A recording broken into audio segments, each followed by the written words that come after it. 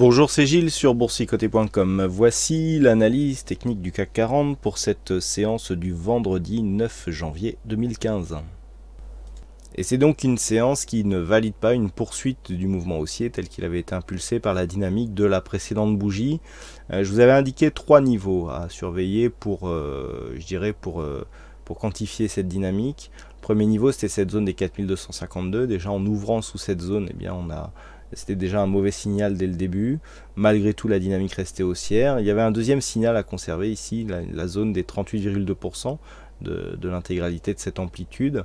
Cette zone a elle aussi été cassée. La troisième zone, c'était la zone du gap ici, avec ce retracement à 61,8% qui intervenait sur la zone des 4150. Et c'est cette zone sur laquelle nous allons porter attention, puisque c'est sur cette zone que le point bas ici est venu se loger.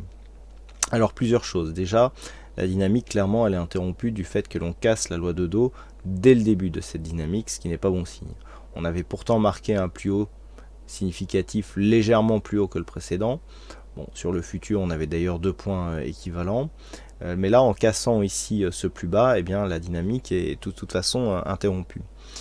Ensuite, nous avons ici ces retracements à 61,8%. C'était vraiment la limite qu'il ne fallait pas dépasser pour ne pas invalider totalement la dynamique haussière. Donc là, on reste sur un biais haussier, mais dans une moindre mesure et surtout dans une moindre dynamique. Et ce signal est conforté par le fait que nous sommes venus tenter un comblement de ce gap, puisque nous avions un gap ouvert ici entre le point haut de cette bougie à 4144,95 et le point bas de celle-ci qui se situe à 4163,63.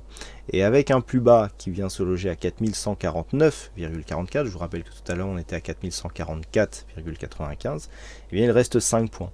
Ça nous montre que sur ce gap, et je le rappelle, donc vous pouvez le vérifier sur une vidéo que j'ai éditée il n'y a pas longtemps sur les gaps, lorsqu'un gap haussier se transforme en zone de support, il n'est pas totalement invalidé.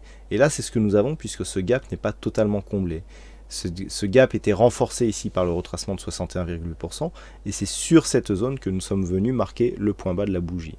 Hasard, pas hasard, personnellement je ne crois pas au hasard, donc nous avons bien ici un support technique qui est venu arrêter la baisse du jour. Donc du point de vue de la configuration, effectivement on ne relaye pas la dynamique qui avait été impulsée hier. On vient ici marquer une phase d'attente par rapport, on invalide je dirais la dynamique, mais on reste dans un biais légèrement haussier. Du point de vue des indicateurs techniques, on conserve cette configuration sur le MACD puisque l'histogramme reste vert. Par contre, on neutralise totalement sur le stochastique et sur le RSI. Les volumes équilibrent les choses. Ça, par contre, c'est plus embêtant.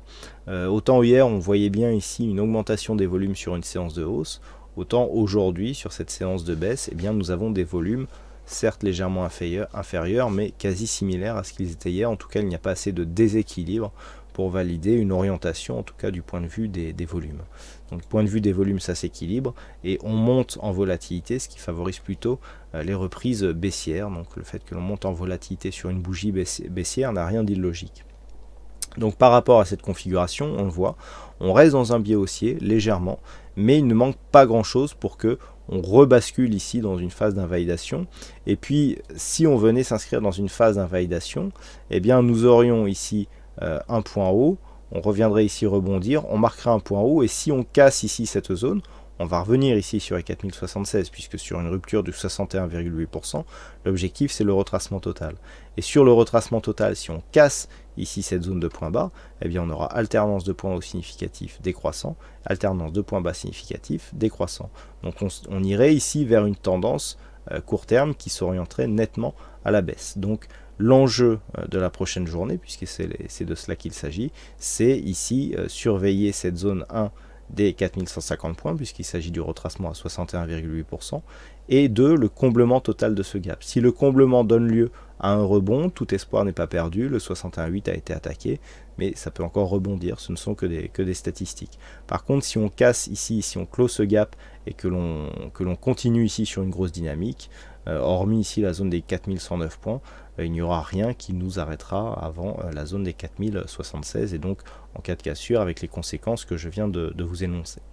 Donc avant de conclure, je voulais vous montrer la vue hebdomadaire du CAC 40 puisque nous sommes vendredi. Alors, Ce qui est intéressant, c'est que l'on reste ici finalement dans cette configuration en biseau d'élargissement. Nous avons donc 3 points significatifs sur sa zone haute, 4 points significatifs sur la zone basse, et puis là on reste au milieu. Alors, on a marqué ici une phase d'accélération de laquelle on a rebondi, mais le rebond pour l'instant n'est pas significatif. Donc d'un point de vue court moyen terme, c'est-à-dire à quelques bougies mais en unité de temps hebdomadaire, nous avons là aussi une neutralisation. On voit bien ici que par rapport à la dynamique, on est venu rebondir ici sur la bande de Bollinger qui tente à se mettre à l'horizontale au-dessus du précédent point haut. Donc là déjà il y a une rupture dans la loi de dos, pour l'instant, puisque là en fait si on rebondit là, que l'on rebondit mais que l'on vient ici casser et que l'on casse ici ce point bas, il y aura continuité de la dynamique. Donc attention, tout n'est pas fini, on n'a pas marqué de nouveau point haut significatif. Donc pour le moment, on est dans une phase de neutralisation court terme du point de vue de cette vue hebdomadaire. Les points à surveiller par rapport à la vue hebdomadaire sont un peu plus bas. Il ne faudrait pas casser ici cette zone horizontale des 3920 points parce qu'on viendrait casser ici la bougie qui a impulsé le rebond et donc on continuerait dans un biais court terme. Donc d'un point de vue hebdomadaire, la zone à surveiller demain, ça sera la semaine prochaine, ça sera 3920. Une rupture de cette zone des 3920 pourrait provoquer une accélération baissière qui nous ouvrirait de l'ouverture de nouveaux points bas significatifs. Par contre, à la hausse, la zone qu'il va falloir surveiller désormais, c'est le point haut de cette zone, est défini par ces deux bougies, et ce point haut se situe à 4318 points. Donc 4318 points à la hausse pour venir essayer de tester ici cette zone qui sera la semaine prochaine à 4385-90 points. C'est vraiment sur une cassure de cette zone que l'on sortirait de cette dynamique baissière. On le voit bien sur cette vue hebdomadaire. Mais pour cela, il faudra venir s'affranchir ici de cette zone de point haut qui est définie par ces deux précédentes bougies. Donc d'un point de vue hebdo, à surveiller la semaine prochaine, donc la zone ici des 3920 et à la hausse dans un premier temps la zone des 4318 points, puis une éventuelle rupture de cette zone de résistance. Du point de vue des indicateurs, on est là aussi sur une phase de neutralisation, c'est très visible sur le RSI, ainsi que sur le stochastique. Le MACD qui nous donne très peu d'amplitude comme ça, c'est neutre. Et attention ici, petite alerte baissière, on a des volumes qui reviennent sur une semaine baissière, dans un contexte où la volatilité reste relativement stable. Donc voilà ce que l'on peut dire sur la vue hebdomadaire. Et donc pour conclure avec la vue journalière, donc les points à surveiller pour lundi, donc comme je vous l'ai indiqué, surtout pour la partie baissière, c'est un éventuel comblement de ce gap. À noter d'ailleurs que pour l'instant, un élément dont je ne vous ai pas parlé, c'est que ce point bas ici correspond au point haut de cette bougie. On le voit bien, et donc le fait d'avoir ici une zone qui était précédemment résistance qui se transforme en support est pour l'instant un argument qui va plutôt dans le sens d'une continuité haussière de la dynamique qui a été impulsée ici par ce petit mouvement. Donc la zone à surveiller dès lundi prochain, la zone des 4150, 140, 150, pour un support qui validerait ici la poursuite du mouvement haussier.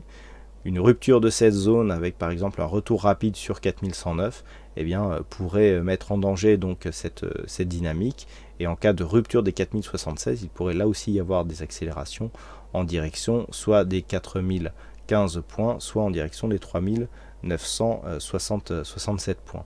Par contre, à la hausse, si on arrive à s'affranchir dans un premier temps ici des 4270, puisque nous avons deux bougies donc, qui s'intercalent sur cette zone, 4270, 73, et dans un second temps de cette zone ici horizontale des 4315 points, on pourra valider ici une poursuite haussière du mouvement.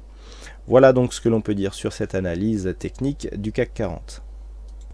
Donc aujourd'hui il y avait un fixing, c'est Bono qui gagne sur cette session, donc bravo à toi Bono. Et puis en ce qui concerne les statistiques, on est encore une fois sur une configuration qui nous donne très peu